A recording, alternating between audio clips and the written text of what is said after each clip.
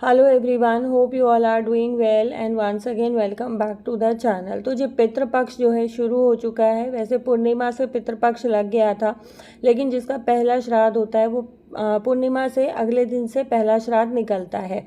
और जब भी पितृपक्ष शुरू होता है या नवरात्रे लगते हैं या गणपति आते हैं या फिर हमारे घर में जन्माष्टमी का उत्सव होता है, शिवरात्रि, कुछ भी हमारे घर में इस तरीके का जो बहुत ख़ास दिन होते हैं, उनसे पहले डीप क्लीनिंग अगर एक बार घर की हो जाए ना तो बहुत अच्छा लगता है। अच्छा, ये व्लॉग मेरा पूर्णिमा वाले दिन का है और मैं लगी हूँ किचन की डीप क्लीनिंग करने। यहाँ मैंने एक बॉक्स रखा हुआ है, कंटेनर है, प्लास्टिक कंटेनर, जिसमें मैंने सारी पॉलीथीन्स इकट्ठी कर रखी है जो कि मैं कूड़ा रखने के लिए यूज़ करती हूँ। बहुत सारा सामान ऐसा था यहाँ पे जो कि मैं यूज़ नहीं कर रही थी और ऐसे ही मैंने यहाँ पे रखा हुआ था। आप लोग जानते हैं कि जब से मैंने शिफ्ट किया था तब से बस इस बालकनी में मैं सामान एडजस्ट करने में ही लगी हुई थी। और टू बी वेरी ऑनेस्ट, एक बार भी मैंने इसका डीप क्लीनिंग नहीं किया है पिछले 3-4 महीने में। तो बस अब मुझे ये हुआ कि चलो दिवाली भी आने वाली है, दिवाली की भी सफाई शुरू करनी है, तो इस बहाने थोड़ा सा जो है दिवाली के लिए भी साफ़ सफाई शुरू हो जाएगी। क्योंकि एकदम से जब आप कोई भी काम करते हैं ना तो वो पॉसिबल नहीं होता है कि आप 1-2 दिन में समेट लें। क्योंकि औरतों का रूटीन और शेड्यूल ऐसा होता है कि आपको घर के कामों को भी साथ साथ लेके चलना पड़ता है, चाहे वो कपड़े धोना है, चाहे खाना बनाना है, चाहे बर्तन करना है या बच्चों का ध्यान रखना है, बच्चों का पिकअप ड्रॉप है। बहुत सारे काम औरतों के जिम्मेदारी में ऐसे होते हैं जिनको उनको साथ साथ लेके चलना होता है। औरतों का रूटीन और शेड्यूल भगवान ने ऐसा बनाया है, या हम कह सकते हैं कि औरतों की ज़िंदगी ऐसी बनाई है कि इनकी ज़िंदगी में अगर एक्स्ट्रा कोई काम होता है ना तो घर के कामों को भी इनको साथ साथ मैनेज करना होता है। ये नहीं होता है कि एक काम बढ़ गया तो साथ में आपका एक काम कम हो जाएगा। वो एक काम बढ़ गया, अगर आप दिन के 10 काम कर रहे हो तो आपको उस टाइम पे दिन के 11 काम करने होंगे। आदमियों का क्या रहता है कि जैसे ऑफिस जाते हैं, अगर किसी दिन उनको बाहर का काम होता है तो उनको वापस ऑफिस जाके काम नहीं करना है, उनको वो बाहर का ही काम करना है। तो उनके पास एक ही काम होता है, या तो ऑफिस में काम करेंगे या तो फील्ड का काम करेंगे, तो बाहर का काम करेंगे। लेकिन औरतों की जिम्मेदारियां थोड़ी सी अलग हैं, बढ़ जाती हैं। और ये जिम्मेदारियां ना कोई कोई समझता है, कोई कोई नहीं समझता है। औरत जितना भी अपने घर को, जितना भी अपना मतलब 100% देने की कोशिश करे ना, लेकिन परिवार में कोई ना कोई इंसान ऐसा होता है, कोई ना कोई, क्या मैं बोलूँगी कि कभी ना तो हस्बैंड का भी जो है ये फूट के आता है कि तुम करते क्या हो, सारा दिन कुछ नहीं करते हो, काम को देख के तुम रोते हो, काम तुमसे बनता नहीं है। तो ये सब चीज़ें ना हर औरत को अपनी ज़िंदगी में कभी ना कभी कहीं ना कहीं सुननी पड़ती है, मुझे भी सुननी पड़ती है। और जब इस तरीके की बातें सुनने को मिलती है ना तो दिल बहुत दुखता है, बहुत दुखता है। मतलब कहते हैं ना कि आत्मा रोती है कि आप पूरे अपने घर को पूरा अपना जो है सब कुछ दे देते हो, आप अपने लिए जीना छोड़ देते हो, लेकिन फिर भी आपको इस तरीके की बातें सुनने को मिलती हैं तो बहुत दुख होता है। तो मैं ये कहती हूँ कि जो आदमी ये कहते हैं या जो घर के लोग ये बात कहते हैं ना, वो उस इंसान की ज़िंदगी को 1 दिन 2 दिन जी के देखो, आपको पता चलेगा। और मुझे कमेंट्स भी बहुत सारे आते हैं इस तरीके के, बट कमेंट्स को जो है मैं एंटरटेन नहीं करती हूँ। मुझे कमेंट्स से कोई फ़र्क नहीं पड़ता है जो इस तरीके के कमेंट्स करते हैं, क्योंकि मुझे पता है कि इस तरीके के कमेंट्स करने वाले लोग कौन हैं। तो उनको एंटरटेन करना या उनको टाइम देना मुझे नहीं लगता है कि वैल्यूएबल है मेरे लिए। और यहाँ जो है मैंने मशीन का लॉट लगाया हुआ था, किचन का काम करते करते मेरी मशीन मुझे पुकारने लगी तो मैं आ गई कपड़े निकालने के लिए। क्योंकि जैसा मैंने आपको बताया, सारे काम एक औरत को साथ में ही लेके चलने पड़ते हैं। और मैं सुबह सुबह जो है क्लीनिंग में लग गई थी, क्योंकि बच्चे सो रहे थे और हस्बैंड भी सो रहे थे। तो मुझे ये हुआ कि सब लोग उठेंगे तब तक जो है मैं अपना किचन का काम निपटा लूँगी। क्योंकि पितृपक्ष एक ऐसा 15 दिन का समय होता है जब आपके घर में साफ़ सफाई बहुत ज़रूरी होती है। देखिए, साफ़ सफाई कोई भी फेस्टिवल हो, नवरात्रों में भी होनी चाहिए, क्योंकि भोग का खाना बनता है। ऐसे ही श्राद्ध में भोग का खाना बनता है, पितरों के लिए खाना बनता है। और अक्सर हम लोगों ने देखा है कि आजकल ज़्यादातर फैमिलीज़ में पितृ दोष पाया जाता है। आप किसी का भी पूछो पितृ दोष है, किसी का भी पूछो पितृ दोष है। तो पितृ दोष में ना बहुत सारी छोटी छोटी चीज़ें ऐसी होती हैं जो हम नज़रअंदाज कर देते हैं।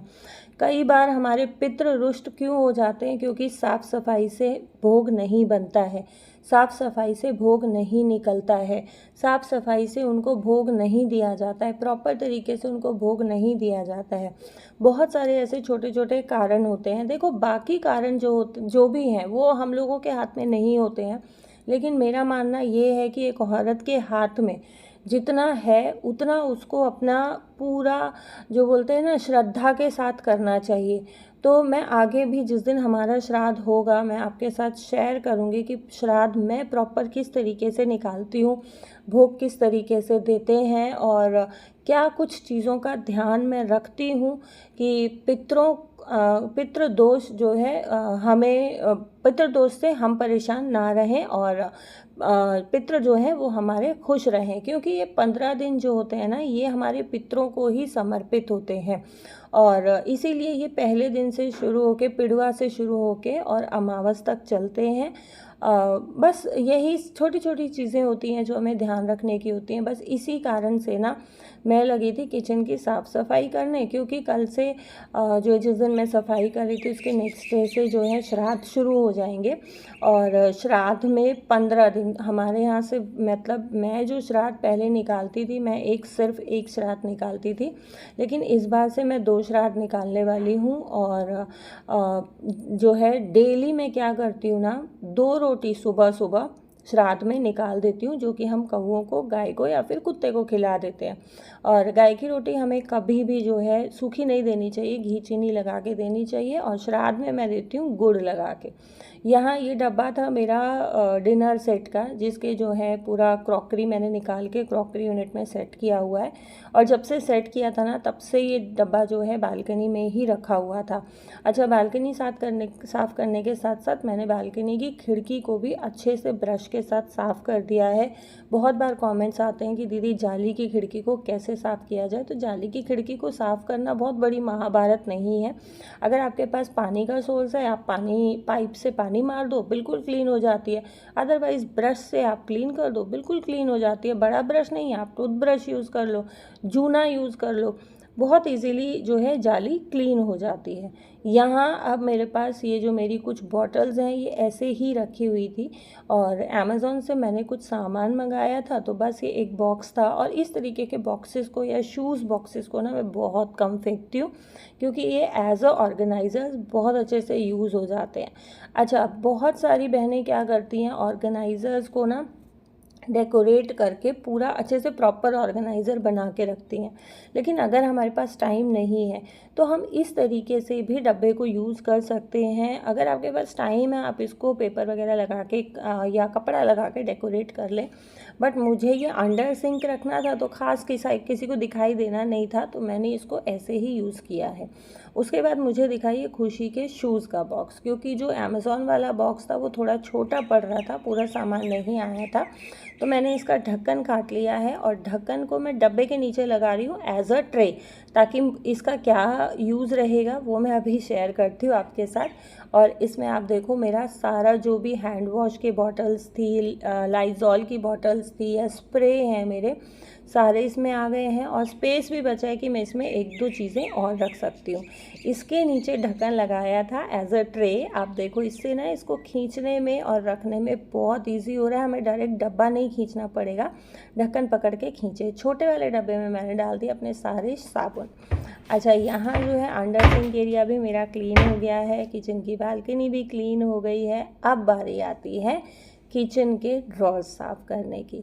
यहाँ मैंने ये बर्तन ना साफ़ करके रात को रखे थे, तो बस इनके नीचे जो है पानी वगैरह स्टोर हो गया। और किचन का सारा सामान बालकनी का मैंने बाहर डाइनिंग एरिया में रख दिया था। पहले किचन में रखा, उसके बाद उसको सारे को डाइनिंग एरिया में रख दिया। जो मुझे मांज धो के साफ़ करना था वो मैंने बालकनी में रखा हुआ है। यहाँ मैं काउंटर टॉप को भी खाली कर ले रही हूँ, जो टोकरी है बर्तनों की। अभी बर्तन नहीं लगा रही हूँ, बाद में लगाऊंगी, क्योंकि मुझे ये एक ड्रॉर ठीक करना है। और सुबह चाय बनाई थी, तो बस इंडक्शन के ऊपर का भी सामान हटा रखा है।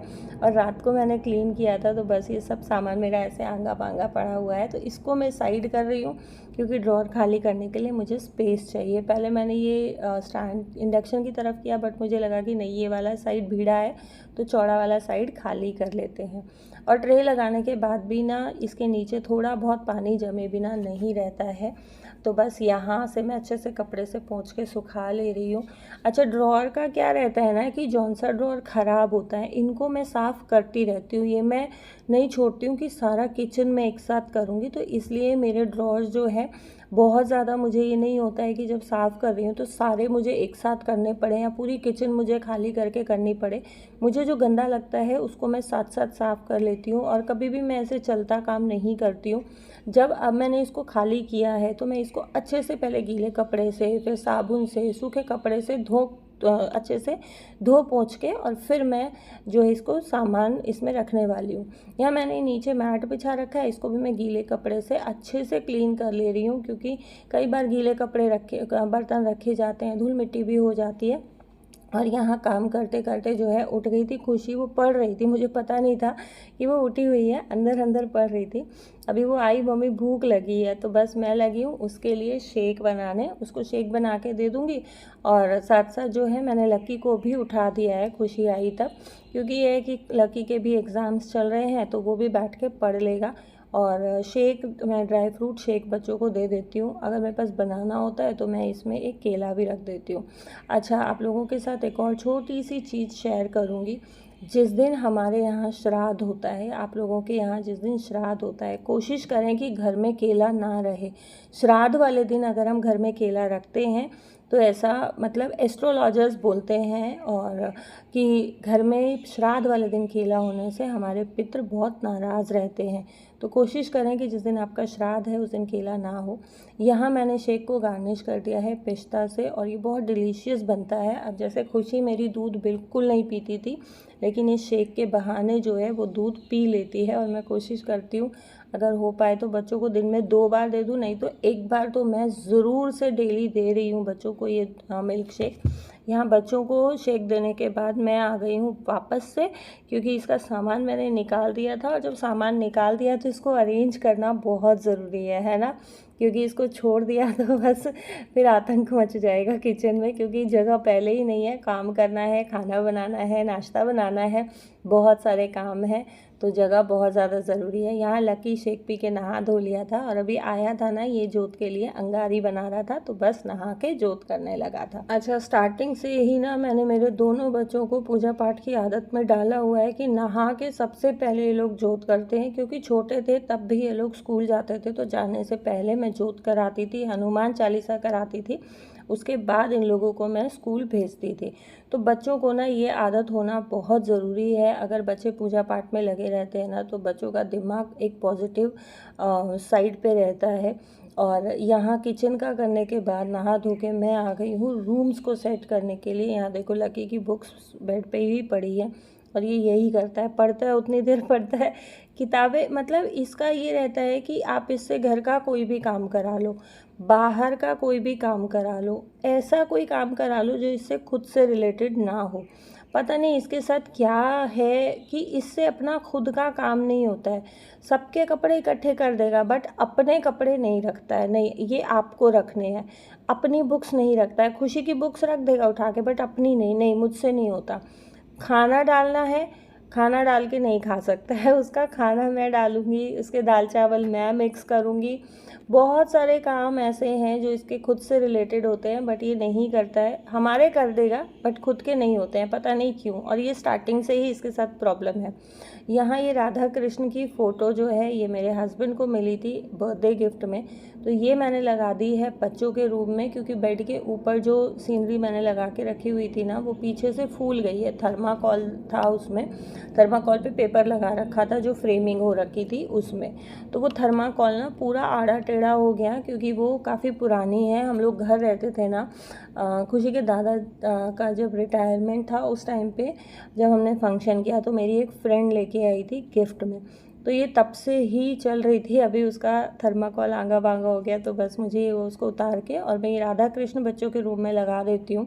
और बच्चों के रूम में ना भगवान की फ़ोटोज़ होना बहुत ज़रूरी है, क्योंकि बच्चे हमारे पढ़ते हैं। तो इस तरीके का अगर हम पॉजिटिव एनवायरनमेंट अपने घर में बना के रखेंगे ना तो बच्चों का दिमाग पढ़ाई में भी लगता है और बच्चों का दिमाग जो है इधर उधर नहीं भटकता है। सबसे बड़ी चीज़ ये होती है, क्योंकि आज के टाइम पे माहौल इतना ख़राब है।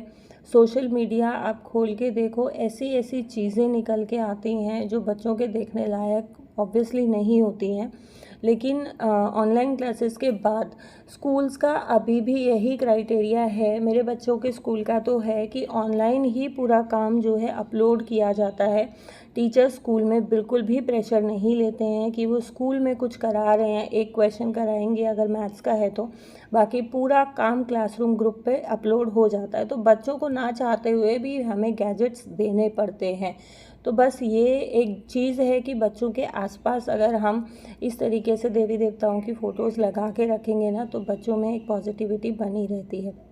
यहाँ काम करते करते आ गया था भावना का कॉल, और उसने आज मुझे बोला कि मार्केट चलते हैं। मार्केट के लिए इनविटेशन दिया, क्योंकि हमारे छोटे लाला का भी बर्थडे आने वाला था। जैसा मैंने आपको बताया कि ये पूर्णिमा का जो है वीडियो है, तो बस उसके लिए कुछ एक शॉपिंग करनी है। तो मैं यहाँ फटाफट से कर रही हूँ खाने की तैयारी, और खाने में बना के जाऊँगी मैं कढ़ी। नहाना धोना तो मेरा हो गया है, तो बस कढ़ी बन जाएगी ना, कढ़ी बनते ही मैं निकलूँगी। और उसके बाद चावल का रहेगा, तो चावल जो है बच्चे मेरे बना लेते हैं। जब इनको भूख लगेगी तो ये अपने आप से चावल बना के और खा लेंगे, क्योंकि चावल पहले से बना के रख दो ना, ठंडे अच्छे नहीं लगते हैं। रोटियां जो है मैं मेरे हस्बैंड की, या तो तब तक वो खाना खा लेंगे, नहीं खाएंगे तो उनकी रोटियां मैं बना के रख के जाऊंगी। और कढ़ी भी मैं बहुत सिंपल सी बना रही हूँ, मैंने काफ़ी बार आप लोगों के साथ रेसिपी शेयर की है। तो आज की वीडियो में जो है मैं कढ़ी की पूरी रेसिपी आप लोगों के साथ शेयर नहीं कर रही हूँ, और इस वीडियो को कर रही हूँ यहीं पे एंड। कौन से मार्केट में गए थे वो आने वाले वीडियोस में मैं आपके साथ शेयर करूँगी। और इस मार्केट में मैं पहली बार गई और मुझे काफ़ी अच्छा मार्केट लगा, काफ़ी रीज़नेबल रेट में जो है सारी ही चीज़ें मिल रही थी। तो ज़रूर आप लोगों के साथ शेयर करूँगी, वीडियोस में बने रहिएगा। अगर ब्लॉग पसंद आया है तो ब्लॉग को शेयर कीजिएगा, लाइक कीजिएगा, चैनल सब्सक्राइब नहीं किया तो चैनल को सब्सक्राइब कीजिएगा।